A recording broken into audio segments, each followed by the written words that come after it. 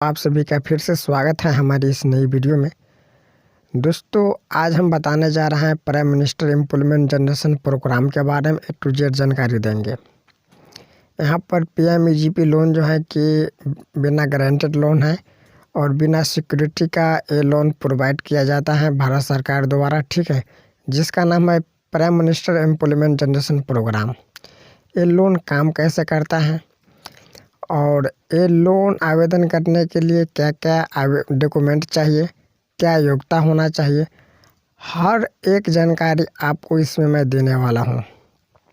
तो आपको वीडियो को लास्ट तक देखना है, फिर आपको समझ में आएगा। सो फ्रेंड्स, वीडियो स्टार्ट करते हैं। आपको पहले इस डॉक्यूमेंट आपको दिखा देते हैं।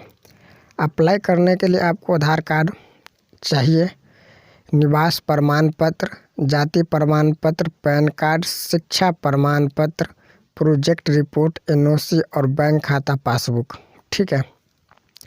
इसमें आपको बैंक खाता पासबुक जो है ब्रांच में होना चाहिए, जीरो बैलेंस वाला नहीं होना चाहिए। NOC जो है कि आपको स्क्रीन पर शो हो रहा है, यहाँ से आपको इस प्रकार से NOC जो है कि आपको बनवा लेना है। NOC पर आपका पंचायत प्रतिनिधि जो होता है, कहीं जगह मुखिया बोलते हैं, कहीं जगह प्रधान बोलते हैं, आप लोगों का जो भी बोलता हो, जो ग्राम पंचायत प्रतिनिधि होता है उससे आपको NOC पर सिग्नेचर करवाना होता है, ठीक है।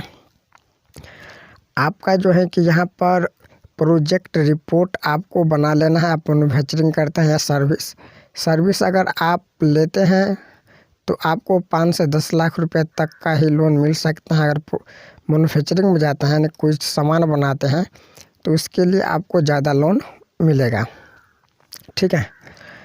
और यहाँ पर आपको जो है कि शिक्षा प्रमाण पत्र की बात कर लेते हैं, तो यहाँ पर आपको शिक्षा प्रमाण पत्र में कम से कम आपको 8वीं पास होना आवश्यक ज़रूरी है, फिर आप आवेदन कर पाएंगे। आप लोगों का कुछ कमेंट था, जो कमेंट यहाँ पर मैं स्क्रीन पर दिखा रहा हूँ, इस कमेंट का भी जवाब दूंगा, ठीक है। तो यहाँ पर जो है कि पहला कमेंट है, अप्लाई करने के लिए खुद को रहना ज़रूरी है। जी हाँ, अगर आप अप्लाई करेंगे तो इस पर आपको सिग्नेचर होता है। हालांकि ये आवेदन ऑनलाइन ही होता है, ऑफलाइन जो है कि आवेदन नहीं होता है, ठीक है। तो आपको ऑनलाइन ही करना है आवेदन, तो यहाँ पर आपको रहना ज़रूरी है। बैंक बार बार कैंसिल कर देता है। एक सवाल यह भी है कि बैंक बार बार कैंसिल कर देता है लोन एप्लीकेशन को, तो इसके लिए जो है कि आपको अपने बैंकिंग लोकपाल में जो है कि शिकायत करना है, ठीक है। हाँ, तो शिकायत आप तब कर सकते हैं जब बैंक आपको कैंसिल करने का रीज़न बताया होगा। जब आपका बैंक एप्लीकेशन कैंसिल करते हैं तो वहाँ पर आपको रीज़न पूछना चाहिए कि क्या कारण से हमारा आवेदन कैंसिल कर रहे हो, ठीक है। उस आधार पर आपको काम करना है। आप कमेंट करिएगा, मैं वीडियो बनाता जाऊंगा। तीसरा प्रश्न है, आवेदन बैंक को भेजने में कितना समय लगता है। देखिए, यहाँ पर जो है कि PMEGP लोन अप्लाई करने का कुछ प्रोसेस होता है, जो आगे मैं बताने जा रहा हूँ। और यहाँ पर बात है कि कितना समय लगता है, तो कम से कम 90 दिन का समय आपको लगेगा ही लगेगा, ठीक है। उसके बाद यहाँ पर है चौथा सवाल, 10 लाख का प्रोजेक्ट है, सिर्फ 4 लाख ही देता है बैंक। अगर आपका प्रोजेक्ट 10 लाख का है, बैंक आपको 4 लाख रुपया सेंक्शन कर रहा है, तो आपका बैंक के साथ कैसा संबंध है इस पर निर्भर करता है, ठीक है। आपका बैंक से लेन देन के ऊपर निर्भर करता है, तो आपको बैंक से बात करना चाहिए, ठीक है। और बैंक अगर आपको नहीं सुन रहा है तो आप बैंकिंग लोकपाल में आप आवेदन डालिए, ठीक है। वहाँ से आपका समस्या का समाधान होगा। नहीं होता है तो आप कमेंट ज़रूर आपको करना है, जिससे मैं आपको आगे प्रोसेस बता दूँ, ठीक है। तो आप लोग कमेंट तभी कर पाएंगे जब चैनल को सब्सक्राइब करेंगे, ठीक है। तो चैनल को आपको सब्सक्राइब कर लेना है, साथ में बेल घंटी को प्रेस कर देना है कुछ इस प्रकार से, ठीक है। ऑल नोटिफिकेशन पर क्लिक कर देना है। वीडियो अच्छा लगता है तो आपको लाइक कर देना है। फेसबुक व्हाट्सएप पर आपको शेयर भी कर सकते हैं। पांचवा है, लोन अप्लाई करने के लिए और प्रोजेक्ट रिपोर्ट बनाने के लिए, ठीक है, मतलब में क्या करना होगा। यानी इसको प्रोजेक्ट, किसी व्यक्ति ऐसा है जिसको प्रोजेक्ट रिपोर्ट लोन अप्लाई करना नहीं आता है, वह किसी के थ्रू करवाना चाहता है, ठीक है। तो ठीक है, ये जो है कि आप किसी अपने नज़दीकी CSC सेंटर से भी करवा सकते हैं, या आप पता कर सकते हैं कहाँ पर ये अप्लाई होता है, वहाँ से आप और जो है कि अप्लाई करवा सकते हैं। अगर आप मेरे थ्रू करवाना चाहते हैं तो मेरे थ्रू भी करवा सकते हैं। वीडियो डिस्क्रिप्शन में मेरा कॉन्टैक्ट नंबर है, यहाँ से आप हमें संपर्क कर सकते हैं।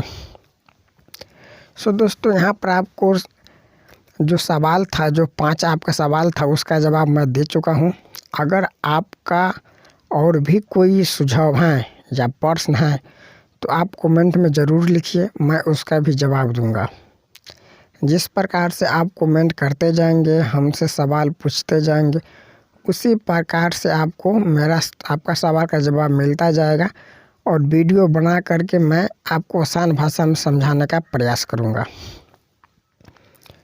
तो चलिए अब नेक्स्ट लेवल पर चले जाते हैं कि यहाँ पर बैंक का जो ऑनलाइन आवेदन करेंगे तो उसमें क्या क्या प्रोसेस होता है, मतलब ये लोन किस प्रकार से प्रोसेस होता है। ठीक है, आवेदन करने के बाद आपका लोन एप्लीकेशन जो है कि कुछ इस प्रकार से प्रोसेस करता है। देखिए, आप आवेदन करेंगे ऑनलाइन, ठीक है, तो आपका आवेदन यहाँ पर आएगा KVIC, KVIB और DECIC। ये वह संस्थान है जिसको सारा जिम्मेदारी दे रखा है सरकार कि आपको लोन सैंक्शन करवाना है, मतलब उद्योग को बढ़ाना है। ठीक है, तो KVIC का मतलब होता है khadi and village industry commission. ठीक है, KVIB का मतलब होता है खादी विलेज इंडस्ट्रियल बोर्ड और DIC का मतलब होता है डिस्ट्रिक्ट इंडस्ट्रियल सेंटर। ठीक है, तो आपको यहाँ पर आवेदन जब आप करिएगा तो आपका आवेदन जो है कि इसी तीनों में से किसी एक आपको आवेदन लेगा ऑनलाइन। ठीक है, उसके बाद वह आवेदन को आप जो करिएगा आवेदन, इसमें प्रोजेक्ट रिपोर्ट, आप जितने भी डॉक्यूमेंट लगाए हुए हैं, सारा डॉक्यूमेंट जो है कि ये वेरीफाई करेगा। ठीक है, चेक करेगा। उसके बाद आपका प्रोजेक्ट सही होता है तो आपका प्रोजेक्ट जो है कि DLTFC के पास भेज दिया जाता है। DLTFC होता क्या है? डिस्ट्रिक्ट लेवल ट्रांसपोर्ट कमेटी होता है, जो आपका स्कोर कार्ड बनाता है प्रोजेक्ट रिपोर्ट देखने के बाद। ठीक है, तो आपका जिस प्रकार से प्रोजेक्ट रिपोर्ट होगा उस प्रकार से आपका स्कोर कार्ड बनाया जाएगा। जैसे अगर आपका उम्र 18 से 25 के बीच में है तो आपका 6 मार्क दिए जाएंगे। आपका खुद का प्रॉपर्टी पर जो है कि आप लगाना चाहते हैं उद्योग, यानी आप मैन्युफैक्चरिंग करना चाहते हैं सर्विस, तो उस हिसाब से आपका मार्क जो है कि दिया जाता है। उसमें मार्क काटा नहीं जाता है। ठीक है, जैसा आपको प्रोजेक्ट रहता है उसी हिसाब से आपको मार्क दिया जाता है। पर मार्क जो है आपको कम से कम 60%, 70% होना चाहिए। अगर 60% भी है तो आपका एप्लीकेशन वहीं पर रिजेक्ट कर दिया जाएगा। ठीक है, आगे फिर नहीं भेजा जाएगा। DLTFC यानी डिस्ट्रिक्ट लेवल ट्रांसपोर्ट कमेटी जो आपका स्कोर कार्ड बनाता है, तो आपका कम से कम 70 या 70 प्लस होना चाहिए। फिर आपका एप्लीकेशन वापस जाएगा KVIC। आप ध्यान से देखिए, KVIC के पास जाएगा। वो क्या करेगा, आपका स्कोर कार्ड और आपका एप्लीकेशन दोनों मिलकर दोनों चीज़ जो है कि आपको बैंक को भेज देंगे। अगर बैंक में आपका एप्लीकेशन जाता है तो बैंक यहाँ पर चेक करता है, प्रोजेक्ट रिपोर्ट चेक करता है। उसके बाद जैसे ही बैंक में जाएगा तो आपका अकाउंट सबसे पहले चेक करेगा कि हाँ भाई इसका खाता में लेन देन है कि नहीं है। ठीक है, उस प्रकार से जो है कि यहाँ पर चेक करेगा। चेक करने के बाद ये चाहे तो यहाँ पर सही देखता है तो सैंक्शन करता है, अन्यथा रिजेक्ट करता है। ठीक है, ऐसे DC डिस्ट्रिक्ट ट्रांसपोर्ट कमेटी जो है कि अगर कम मार्क होता है तो वो भी रिजेक्ट कर देता है। ठीक है, तो यहाँ पर बैंक में जो आप जाते हैं एप्लीकेशन, तो ज़्यादातर समस्या आता है कि बैंक इसको कैंसिल करता है। ठीक है, तो बैंक जब कैंसिल करता है तो बैंक कैंसिल करने का वजह बताता है कि किस कारण से जो है कि बैंक कैंसिल किया है। ठीक है, तो आपका एप्लीकेशन जब बैंक में जाता है तो जो एप्लीकेंट है यानी आवेदन किया है उसको बैंक में जाना चाहिए। बैंक में जाना चाहिए, ऑनलाइन आवेदन का जो कॉपी है वो लेकर के एक रिसीविंग मिल जाता है, ठीक है। वह लेकर के आपको बैंक में जाना होता है। तो यहाँ पर आप बैंक पर जाएंगे, ठीक है। कैंसिल का कारण पूछेंगे, ठीक है। अगर आपका कैंसिल नहीं होता है, मैं एग्जाम्पल बताने जा रहा हूँ, आपका लोन सैंक्शन कर दिया जाता है। तो सैंक्शन करने के बाद सैंक्शन का 2 लेटर बनता है। एक लेटर जो है कि चला जाता है RSETI के पास, ठीक है। और एक लेटर जो है कि आपको जो आवेदन किया है एप्लीकेंट है जो, ठीक है, आवेदन करता उसके पास भेजा जाता है।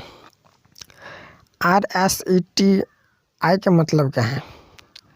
Rural self employment training institute, ठीक है। इसका पूरा नाम है, ठीक है। ग्रामीण स्वरोजगार, ठीक है, परीक्षण केंद्र होता है जहाँ से आपका ट्रेनिंग EDP ट्रेनिंग दिया जाता है। EDP ट्रेनिंग में आपका अपना बिजनेस के बारे में A to Z जानकारी बताया जाता है, ठीक है। और वहाँ ट्रेनिंग में खाना पीना जो है कि सरकार की तरफ से ही रहता है, यानी फ्री ऑफ कॉस्ट रहता है। तो यहाँ पर ट्रेनिंग दिया जाता है। ट्रेनिंग लेने के बाद यहाँ पर आपको ट्रेनिंग का एक सर्टिफिकेट दिया जाता है, ठीक है। वो सर्टिफिकेट बैंक को भेज देता है। बैंक क्या करता है, फिर इसको डिस्बर्समेंट करता है कि आपका लोन मिल जाएगा। फिर आपका लोन जो है कि आपको मिल जाता है। आप देख सकते हैं डिस्बर्समेंट आपको साइड में दिख रहा होगा, ठीक है। मैं यहाँ पर इसलिए इस तरह से बना के रखा हूँ कि आपको समझ में आ जाए, ठीक है।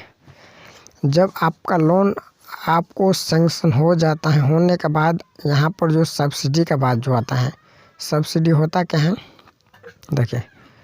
सब्सिडी जो जैसे 5 लाख का अप्लाई आपने किया, आपका लोन सैंक्शन हो गया, EDP ट्रेनिंग कर ली, ट्रेनिंग के बाद MIS में रजिस्टर हो गया, उसके बाद GST नंबर आपको आ गया ट्रेनिंग के बाद, ठीक है। ट्रेनिंग के बाद सारा कुछ होने के बाद आपको जब बैंक लोन दे दिया जाता है, ठीक है, उसके बाद आपको सब्सिडी का बात होता है, यानी सब्सिडी आपको कब मिलेगा। जो बैंक सॉरी दोस्तों, सरकार आपको सब्सिडी देता है। सरकार जो आपका सब्सिडी देता है, तो वो सब्सिडी हर बैंक के एक बैंक होता है ऊपर, जो नोडल बैंक पोर्टल होता है, सबसे ऊपर है बैंक और के ऊपर, ठीक है। तो ये नोडल बैंक पोर्टल पर आपका सब्सिडी 24 से 48 घंटे में सरकार के द्वारा भेज दिया जाता है। वह क्या करता है, उस सब्सिडी वाले पैसा को चेक करके आपको बैंक को भेज देता है। मान लीजिए 5 लाख का 35% सब्सिडी के हिसाब से आपको 1,75,000 रुपया जो है कि बैंक को भेज दिया जाता है। और वह सब्सिडी वाला पैसा आपको बैंक नहीं देता है। बैंक क्या करता है, उस पैसे को फिक्स डिपॉजिट के रूप में रख लेता है, यानी FD के रूप में रख लेता है। और वह एक ऐसा FD है जहां पर आपको नहीं ब्याज देना पड़ता है। उस पैसे को, सब्सिडी वाले पैसे को आपको ब्याज भी नहीं लगता है, और साथ ही इस पैसे को आपको ब्याज भी नहीं मिलता है, मतलब नहीं लगता है और नहीं मिलता है, ठीक है। जब आप बैंक से जो लोन लिए होंगे 5 लाख, वो जब आप इसको बैंक को वापस कर देंगे, यानी चुका देंगे, उसके बाद बैंक जो है कि जो आपका सब्सिडी वाला पैसा है जो आपको मिलेगा, ठीक है। पर 3 साल के लिए FD करके रखता है। 3 साल में आपका पैसा इसको रिटर्न होना चाहिए बैंक को, ठीक है। फिर आपका सब्सिडी जो है कि मिलेगा। सो फ्रेंड्स, आप समझ गएंगे किस तरह से यहाँ पर प्रोसेस होता है। अगर आपके मन में अभी भी सुझाव या सवाल हैं तो आप कमेंट में ज़रूर पूछिएगा, ठीक है। सो फ्रेंड्स, अगर आप हमारे चैनल पर नए हैं तो चैनल को सब्सक्राइब कर लीजिए, साथ में बेल घंटी को भी प्रेस कर दीजिए, ताकि आगे आने वाली वीडियो का नोटिफिकेशन आपको सबसे पहले मिलता रहे। सो फ्रेंड्स, मिलते हैं अगले नेक्स्ट वीडियो में। तब तक के लिए जय हिंद, जय भारत।